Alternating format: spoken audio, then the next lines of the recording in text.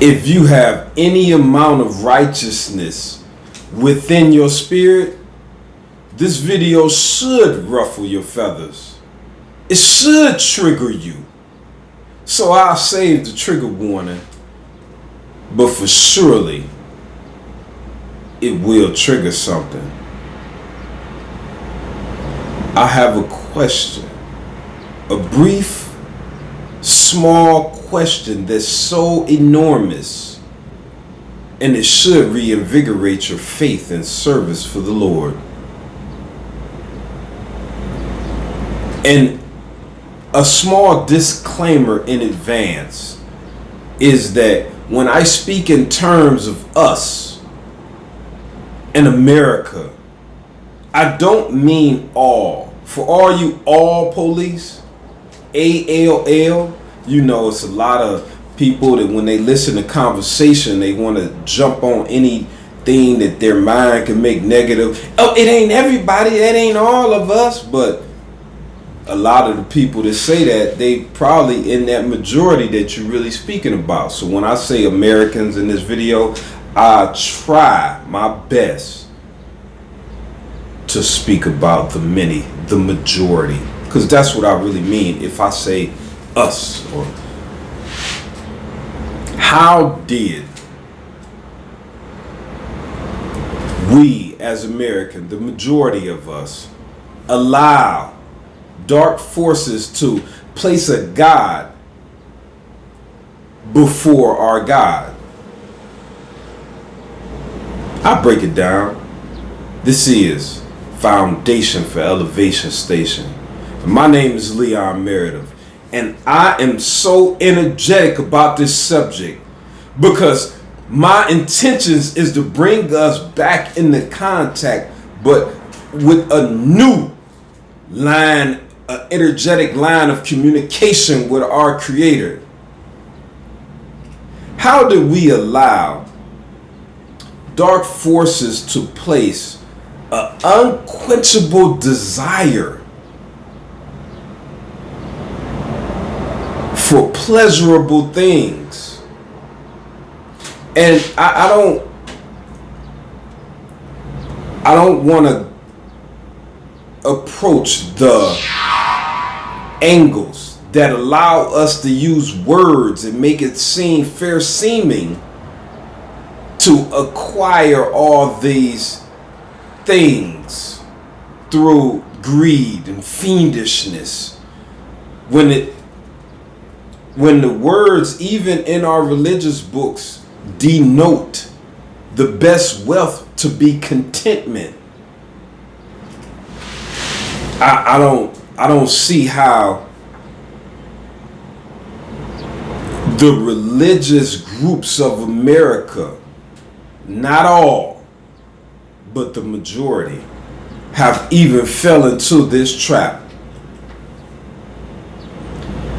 Most of us as Americans, period, religious or not, live a lifestyle of profitability over morally ethical maneuvers in life.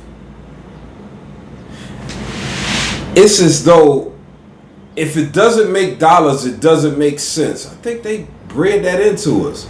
Can you look back in history, especially in hip hop music and in R&B music, I know, and in movies?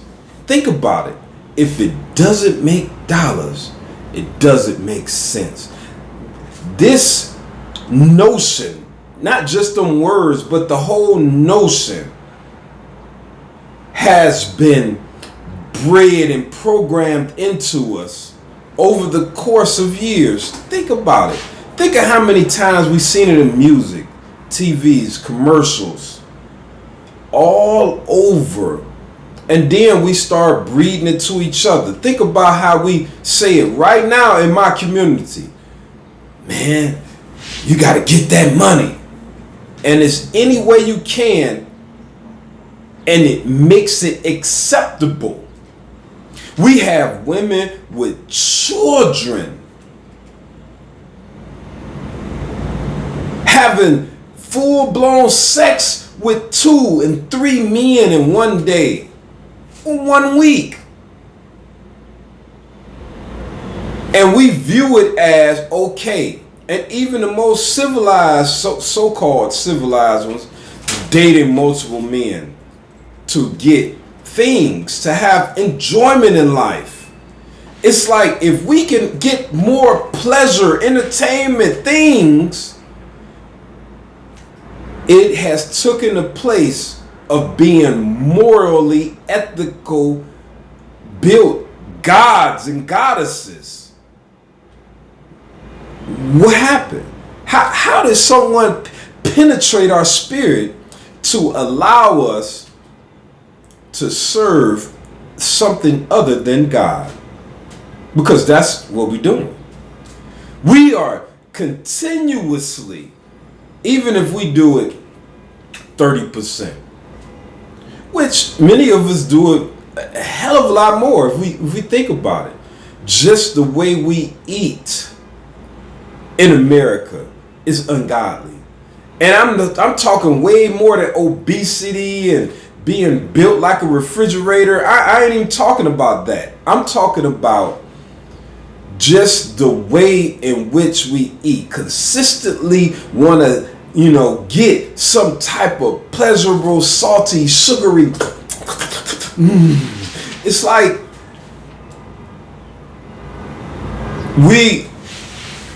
if we did need sustenance to carry on and we were serving God, it wouldn't be things that did more harm to our body than good. We would turn beans into a snack. I'm giving myself a little props because I'm doing this is something I do. Oh, I do maybe a little some of this, but this is not about. This is so we can recognize our behavior and move towards the solution, which is going to be later in the video. And I'll keep that short because it's broad, but it's simple. If we really wanted snacks, we would take dry beans, because they ain't carbon copied them out of plastic yet. We would cook them, throw them in the oven, grill them as healthy snacks with a little bit of certain kind of seasonings, herbs on there, and we would eat it. It would be a delightful snack. We would take a handful of that and that'll be good. 2, 3 hours, 4 hours.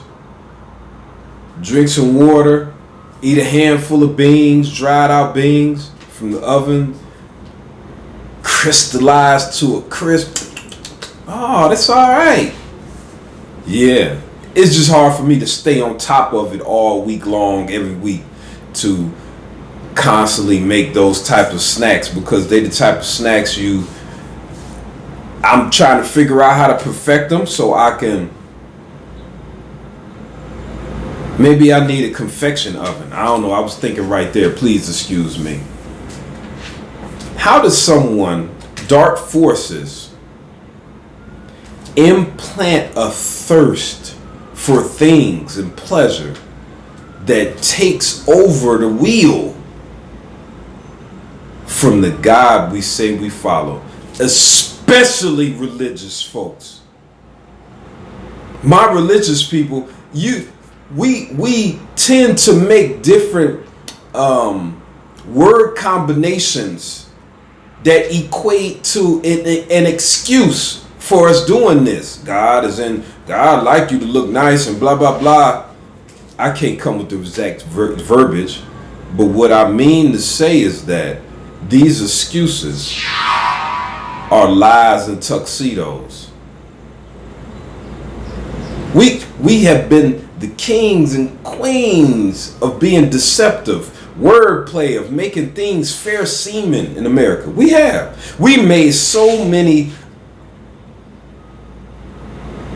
sinful behaviors and acts into fair seeming things. We rob and we pillage people. We use people. We cast the air of deception to sell people stuff that's going to shorten their life. We do these things with no regard for the righteousness that lies within all of us.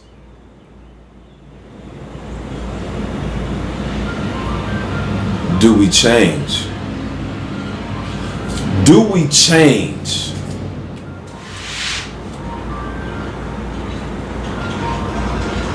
Because we think that what makes America great is the acquisition of things, is gaining. But the truth behind that deception is that is which makes us worse. Yes, people think, many of you think in America that these things that make us great are gaining things, getting wealth, having a good time. But really, these are the things in God's eye and the world's eye that makes us worse. I'm going to let that sink in for a second.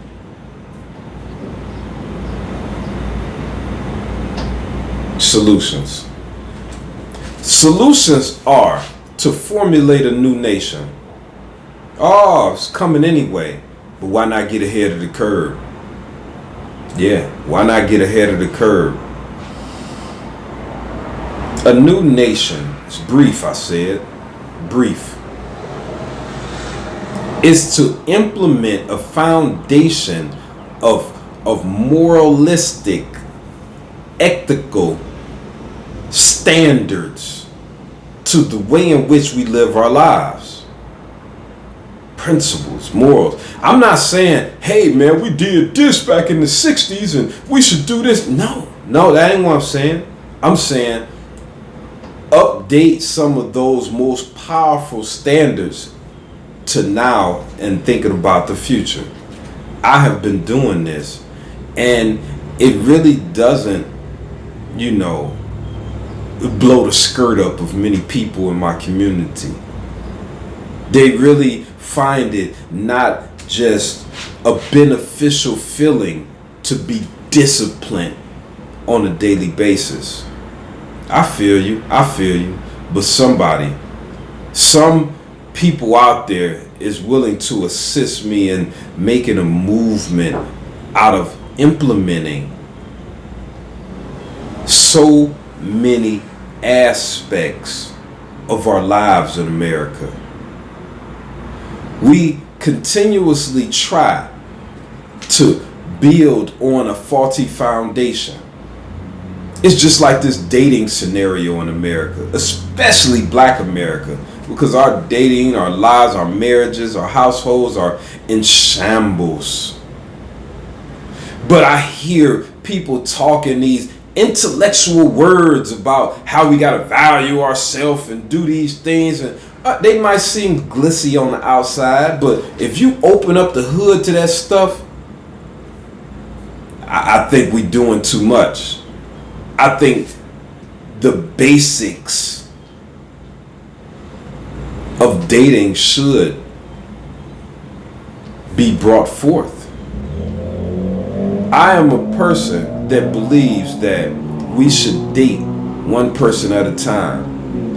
One date, one mate. I think that should be a rule of life. We as a community, we as a nation should move towards only dating one person at a time. It's not like you trying to see your options or what. No. That's leading to debauchery.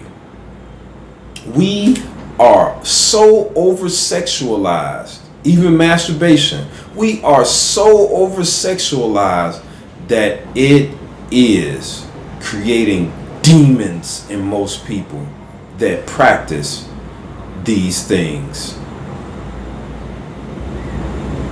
Worse than a crack addict. Think about it. We must get in touch with God. We must instill standards that were greater than any foreseeable thing we did in the past. Because we are more intelligent, more gifted. We know so much. So we have to have greater standards to assist in us being a greater race of people, beings.